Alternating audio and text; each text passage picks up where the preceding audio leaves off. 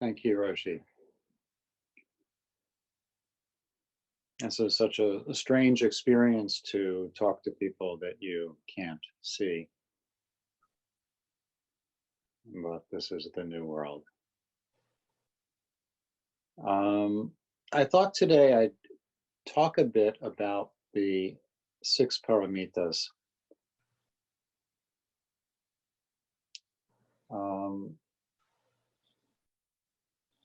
It's an unusual topic in Zen to talk about the paramitas. It's done occasionally, but usually not in this sort of setting. The word paramita is an interesting word. It's often translated as perfection, as in the six perfections. You might also think of it in terms of virtue.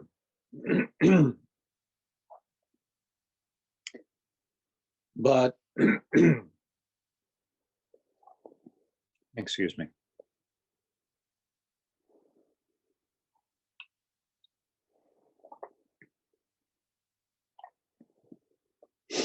My understanding is that the word actually means the other shore, as in nirvana.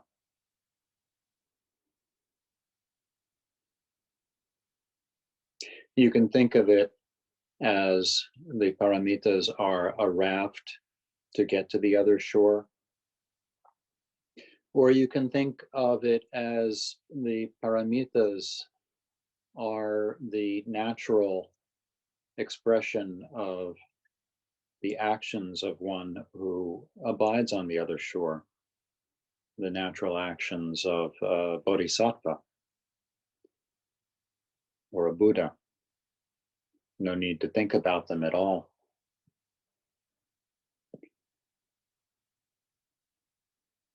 For those of you who are not familiar with or don't remember offhand what the paramitas are,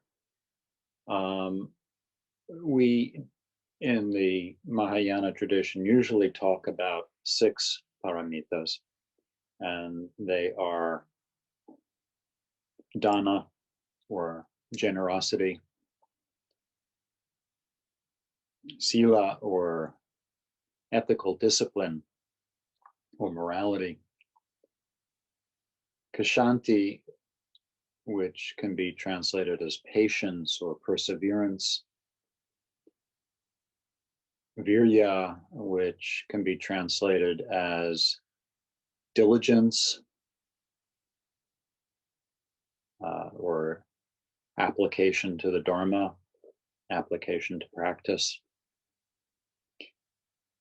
jhana, which is translated as Zen or meditation, and prajna, which is translated as wisdom.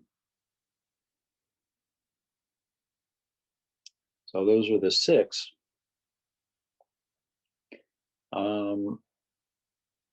Of the six,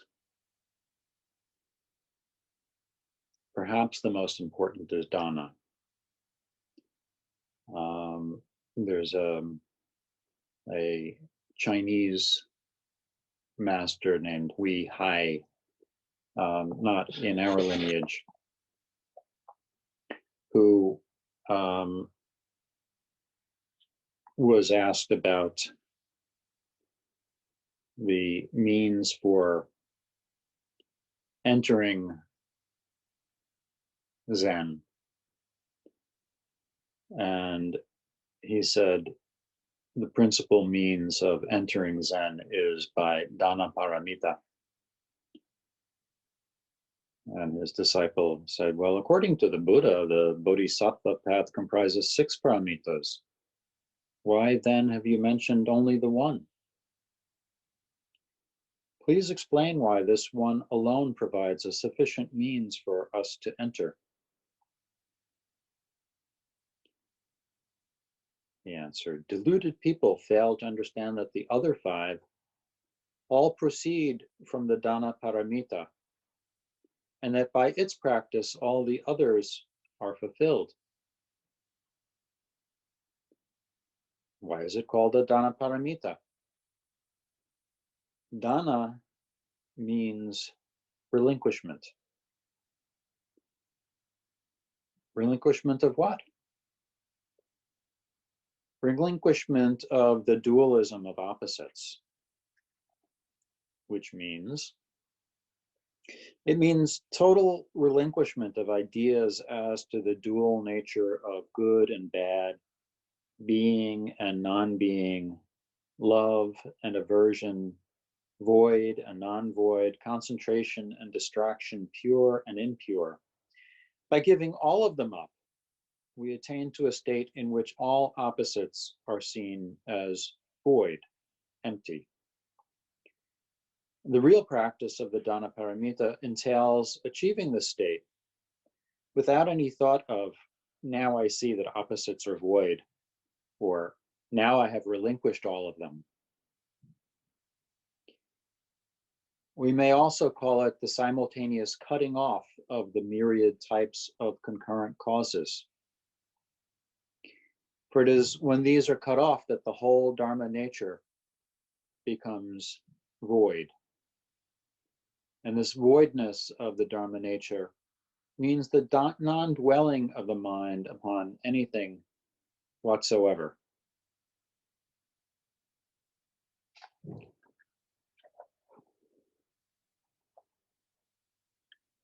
So that's one interpretation.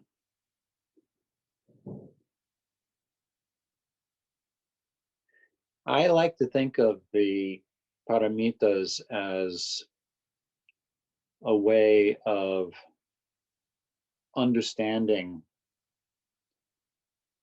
our true nature. And each of the paramitas, if you look into them, you contemplate them, is just a mirror into our true nature. Dana, generosity, the blurring of distinctions, the blurring of lines separating me from you, real from unreal, dream from waking. Generosity, emptying yourself in order to realize the emptiness of everything, to realize the fullness of everything, the suchness of everything. As long as you are holding on to whatever opinion you have about things, to whatever prejudices you have, to whatever concepts you have, as long as you're holding on to material things, you're cutting yourself off from things. Everything you own owns you.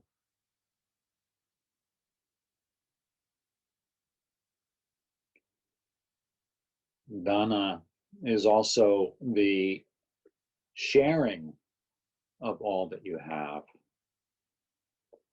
sharing of material wealth, sharing of your understanding, sharing of your love and concern, sharing your heart, sharing your weakness,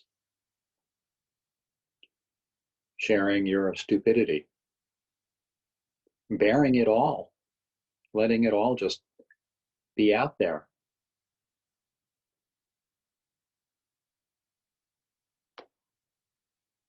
Trusting that it is all just a manifestation of your particular moment of Buddhahood.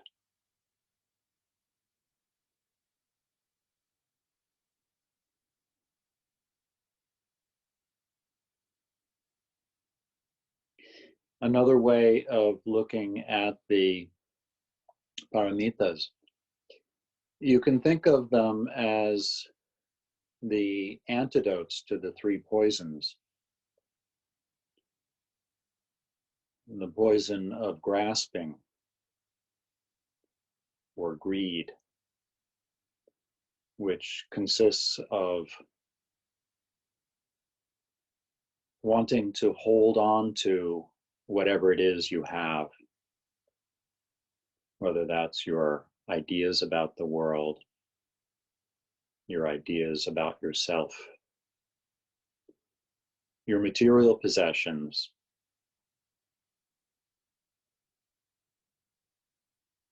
whatever. And the antidote to that aspect of grasping is generosity, giving it all away, emptying yourself of it. The other side of grasping is wanting what you don't have, taking from others what you don't have. And the antidote to that side of this particular poison is ethical discipline or morality, practicing the precepts, not taking life, not taking what is not freely offered to you, not taking improper sexual activity,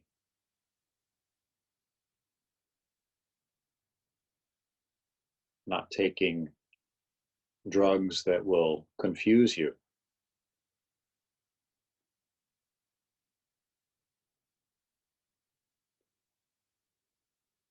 So we have two antidotes to the poison of grasping, greed.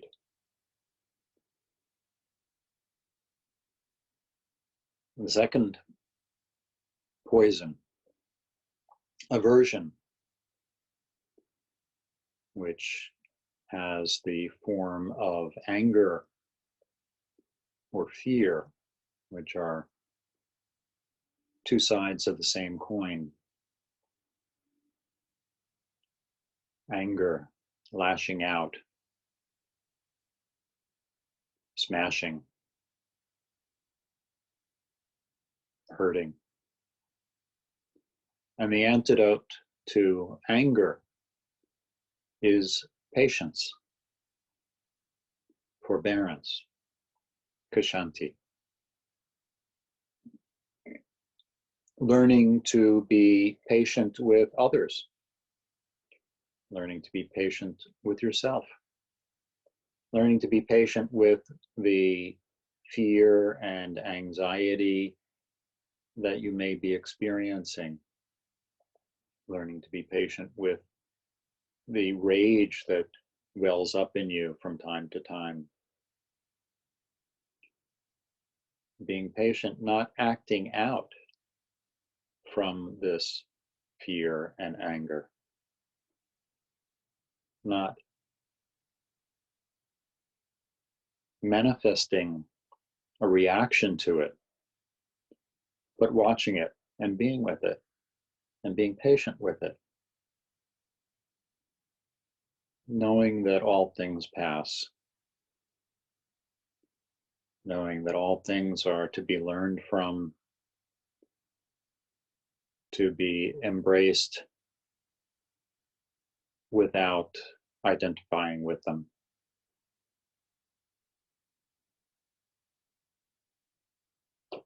So that's patience. And the other antidote to grasping is diligence. When you find yourself wanting to run away from the things that perplex you, that make your life difficult, make your practice difficult, to make it difficult to be with others in a loving way. Diligence, perseverance, application.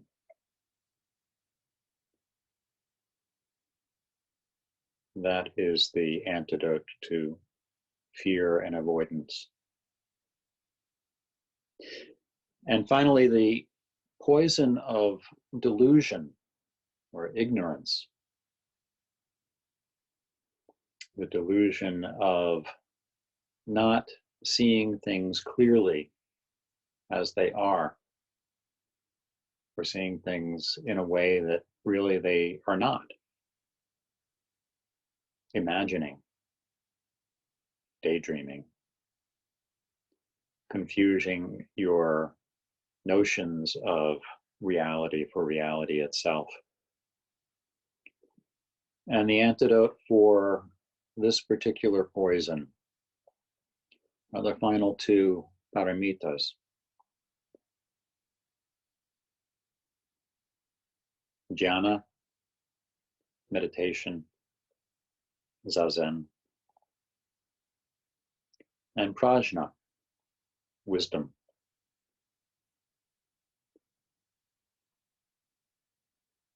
Which brings us full circle back to what Wei Hai said about dana. Dana is relinquishing all your ideas of separation, relinquishing the notion of an separated individual ego entity. And that's prajna.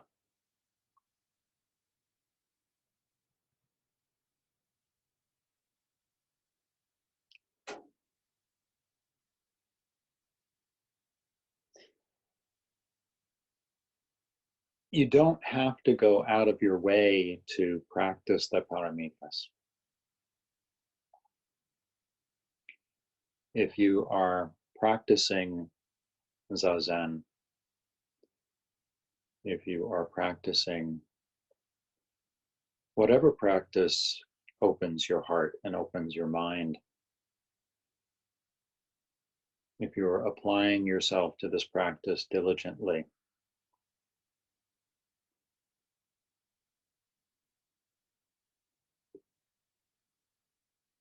if in the course of opening your heart and opening your mind, you experience pain and suffering, you experience uncertainty and doubt,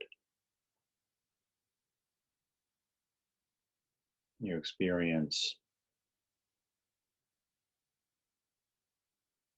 dullness, deadness. This is not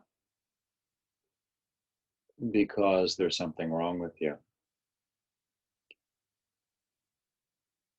It's because that's the way things are at this particular moment. But by practicing zazen, you will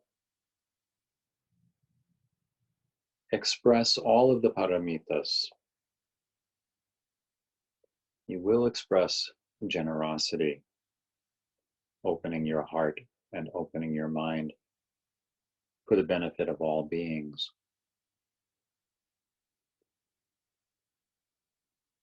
You will express ethical discipline. You will express patience, diligence, concentration, meditation. You will express prajna. All of these things are a natural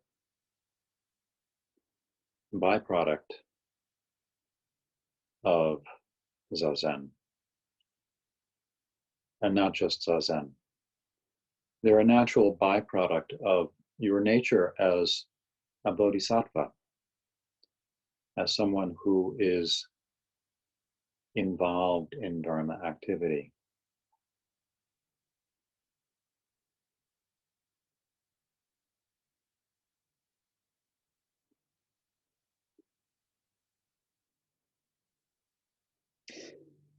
Another way of looking at the paramitas, when you are practicing zazen,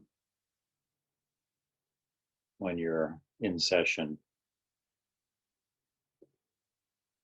and you encounter difficulties, pain, wandering mind, reluctance, just wanting to quit. When you experience any of these things, if you think in terms of the paramitas and reflect on them, they can serve as a means of relieving all of your difficulties.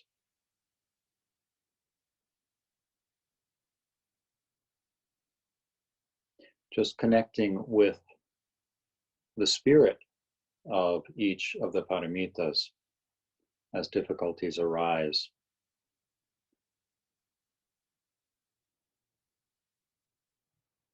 And we practice not so that we can become good at meditation. We practice so that the mind of samadhi, the mind of prajna, the mind of zazen becomes our default mode, becomes our means of relating to the world, so that the paramitas become the natural expression of our being in the world.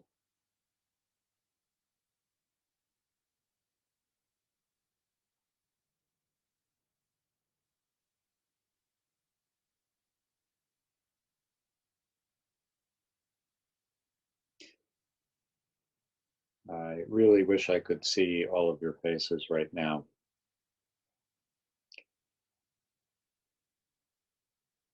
To share with you in that special way that is achieved through sight. I wish I could hear all of you right now, to share with you in the special way that is achieved by sound.